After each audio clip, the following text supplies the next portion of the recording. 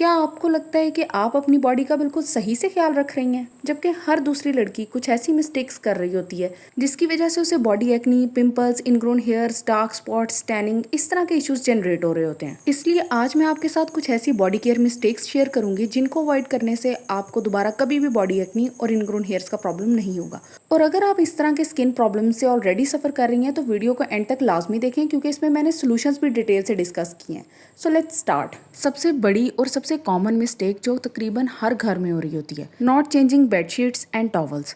आपको पता है सबसे ज़्यादा जो बैक्टीरिया बिल्डअप होता है ना, वो डर्टी प्लेसेस पे होता है। स्पेसिफिकली वो जिसने आपकी स्किन को रेगुलरली टच करना है, जैसे कि आपकी बेडशीट हो गई, आपके पिलो केसेस हो गए, आपके टॉवल्स हो गए। इनको टाइम पे चेंज करना बहुत ज़रूरी है। और सिर्फ बेडशीट्स को चेंज नहीं करना, आपने अपने मैट्रेस की साइड को भी चेंज करना होता है। फिर अपने मैट्रेस की क्लीनलीनेस को इंश्योर करने के लिए आपने उस पर कम से कम भी 3 कवर ज़रूर चढ़ाने हैं। एक वो जो सबसे नीचे रहे, जिसको आप मंथ में एक दफ़ा धो। सेकंड लेयर में आए आपका वाटरप्रूफ कवर। ये लिक्विड स्पिल्स के अगेंस्ट बहुत अच्छा काम करता है। दराज पे इजीली मिलता है, मैं इसका लिंक डिस्क्रिप्शन बॉक्स में डाल दूंगी। अफोर्डेबल भी है, और आपको इससे ज़्यादा क्या चाहिए कि आपका मैट्रेस जो है वो डस्ट प्रूफ और वाटर प्रूफ रहे। अब ये जो वाटरप्रूफ कवर है, इसके साइड्स में इलास्टिक लगी हुई है ताकि ये इजीली असेंबल हो जाए। अच्छा, अब ये नहीं है कि ये बहुत ज़्यादा पानी को एब्जॉर्ब कर लेता है। अगर आपका एक जग गिर गया है ना, या फिर एक बड़े वाला ग्लास गिर गया है, तो फिर वो थोड़ा बहुत लीक कर जाएगा नीचे की तरफ। लेकिन अगर थोड़े बहुत स्पिल्स हैं, कोई चाय गिर गई है थोड़ी सी, या फिर थोड़ा सा दूध गिर गया है, या थोड़ा सा बच्चे का फीडर में से दूध गिर गया है, तो उन चीज़ों के लिए ये बेस्ट है।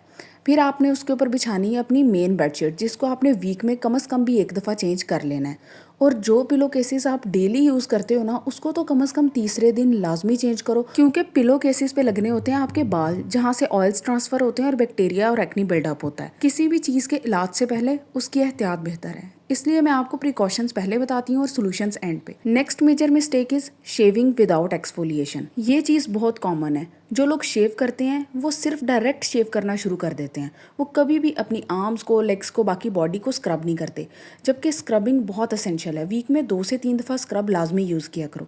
ये मोरक्कन नीला स्क्रब है, इसमें कोजिक एसिड है और नायासिनामाइड। ये वाइटनिंग के लिए दोनों असेंशियल इंग्रेडिएंट्स हैं।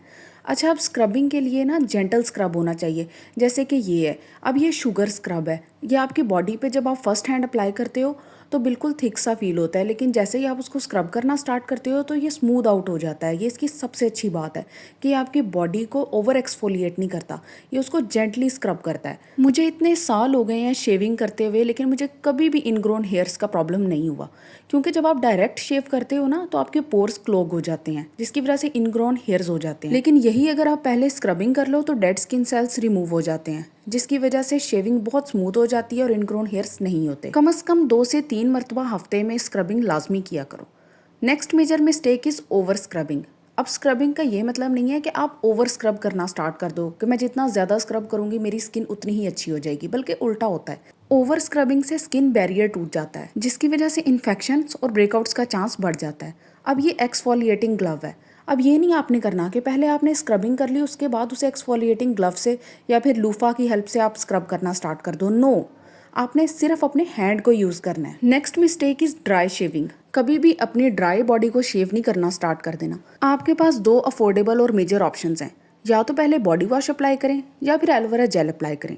ये WBM केयर का बॉडी वॉश है, इसका लिंक मैं डिस्क्रिप्शन बॉक्स में डाल दूंगी। बहुत सूदिंग और रिलैक्सिंग है। Next mistake is using old and dull razor's.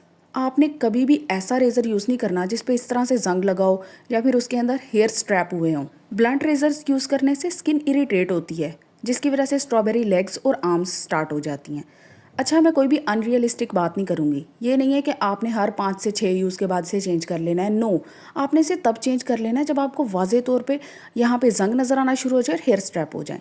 अब आप ये रेज़र चेक करें। आपके रेज़र की क्वालिटी हर वक्त ऐसी होनी चाहिए, बिल्कुल नीट एंड क्लीन, कोई जंग ना हो और कहीं पे भी हेयर स्ट्रैप ना हो। इसको आप अच्छे से वॉश किया करें। ये वो रेज़र है जो आपको कभी भी किसी किस्म का एक्नी ब्रेकआउट नहीं देगा और इनग्रोन हेयर्स नहीं देगा।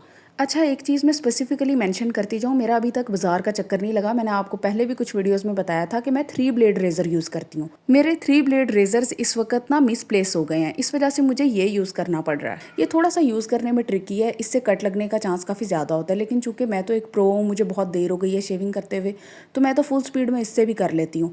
लेकिन ना आप कोशिश करें 3 ब्लेड रेज़र लें, वो आपके लिए काफ़ी कन्वीनियंट रहेगा। आपने हमेशा शेविंग करनी है in the direction of hair growth. Next major mistake is skipping moisturisation after shaving.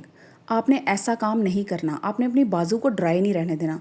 Specifically जब आप बॉडी वॉश यूज़ करने के बाद शेव कर रहे हो, आपने उसके बाद एलोवेरा जेल लाजमी अप्लाई करनी है। हेयर रिमूव करने के बाद स्किन को ड्राई छोड़ देने से उस पर बम्प्स इंक्रीज हो जाते हैं और एक्नी ब्रेकआउट होता है। Next major mistake is ignoring neck and back while bathing. सबसे कॉमन प्लेस बॉडी एक्ने के लिए आपकी नेक होती है और आपकी बैक होती है, क्योंकि ये वो दो जगह हैं जहाँ पे आपका हाथ इजीली नहीं पहुँच पाता, और अगर पहुँचता भी है ना तो वो उस तरह से वहाँ पे क्लीनलीनेस और स्क्रबिंग नहीं कर पाता जैसे बाकी बॉडी पे हो जाती है, क्योंकि वहाँ पे आपका हाथ इजीली पहुँच जाता है। इसके लिए आपने एक ऐसा ब्रश लेना है जिसका हैंडल लॉन्ग हो और जिसके एंड पे या तो लूफा लगा हो या फिर ब्रश हो, ताकि आपकी नेक और बैक प्रॉपरली क्लीन हो सके, प्रॉपरली स्क्रब हो सके। अगर यही चीज़ आप हैंड ग्लव के साथ या फिर सिंपल लूफा के साथ अचीव करने की कोशिश करोगे ना तो फिर पॉसिबल नहीं है, क्योंकि वो वहाँ तक उस तरह से पहुँच ही नहीं पाता। Next major mistake is not cleaning shampoo properly from your neck and back. अब होता यह है कि आप जब भी शैम्पू करते हो, आपके बालों का सारा बैक्टीरिया, डर्ट,